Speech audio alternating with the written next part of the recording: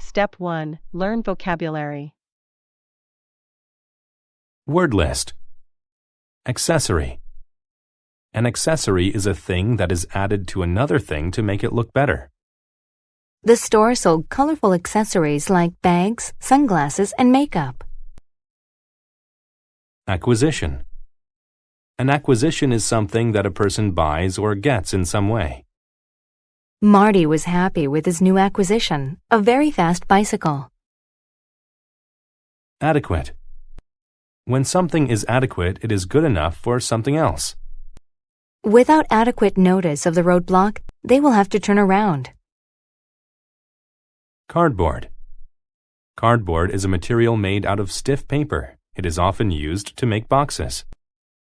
We packed our things into cardboard boxes and moved to our new home. Dilemma. A dilemma is a difficult situation in which a choice has to be made. Choosing either the tastier or healthier drink proved to be quite a dilemma. Elaborate. When something is elaborate, it contains a lot of details. She gave the teacher an elaborate explanation of her project. Facilitate. To facilitate something is to make it easier. To facilitate the meeting, Melissa used a simple computer program. Fleet. A fleet is a group of ships. The fleet of ships spent a few days at the dock. Grid. A grid is a pattern of squares with numbers and letters to find places on a map. We located our town using the grid. Import. To import means to bring in a product from another country. Foods that have been imported are usually more expensive. Infer. To infer something is to decide it is true based on other information one has. By the position of the sun in the sky, she inferred that it was noon. Inflate. To inflate something means to fill it up with air. I helped him inflate the balloons.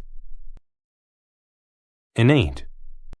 When something is innate, it is something that one is born with. It is not learned. He had the innate desire to please his teachers. Marble. Marble is a type of rock that feels cold and is smooth when cut. The large house had floors made of marble. Mast. A mast is a long pole on a ship that holds the sail. The mast held both sails of the ship upright.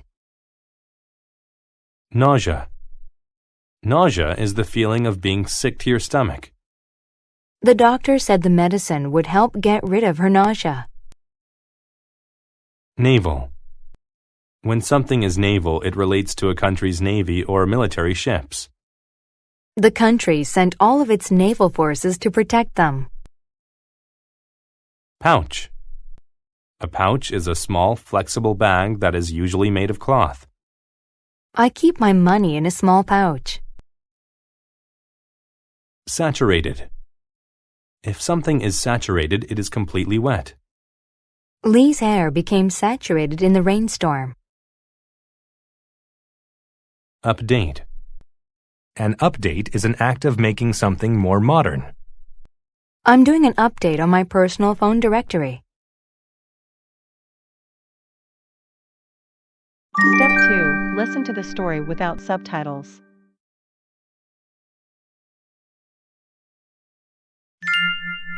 The big ship.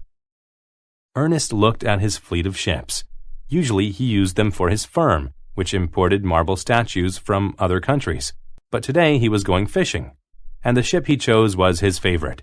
It had an elaborate painting on the side that showed a naval battle. It also had some new updates to its computer system. His favorite ship's latest acquisition was a device with a small grid to show the ship's exact location. This new accessory kept Ernest from getting lost. At daybreak, Ernest happily sailed the temperate waters until he was far from land. Then he saw a small boat in the distance. There was an old man standing next to its mast. He was waving his arms in the air. There was also a boy with his head hanging over the boat's edge. Ernest inferred that the boy was suffering from nausea. Both of their clothes were saturated with seawater. Ernest assumed that they were in trouble. Most people never realized, but Ernest had an innate desire to help people. He began sailing toward them, eager to facilitate their rescue and thus solve their dilemma. As he got closer to the boat, he was shocked by its simplicity. The boat's wood looked no stronger than cardboard, and the equipment was old. Still, there were several large fish in a pouch in the boat. Ernest threw a large package onto the boat. He yelled, "Here, you can inflate this boat to get you back to land." "Get out of here," screamed the old man. Ernest was confused. "Don't you need help?" he asked. "Your ship doesn't seem adequate enough to sail so far away from land." "You've just scared away a huge fish," the boy said. "We waved to let you know you were too close to us." Ernest turned around and headed home. He learned that it's better not to help unless asked to. Otherwise, you might not help anyone at all. Step 3. Listen to the story with subtitles. The big ship. Ernest looked at his fleet of ships. Usually he used them for his firm, which imported marble statues from other countries.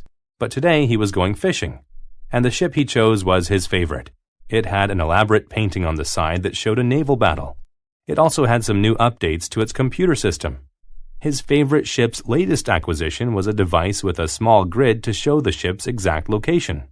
This new accessory kept Ernest from getting lost.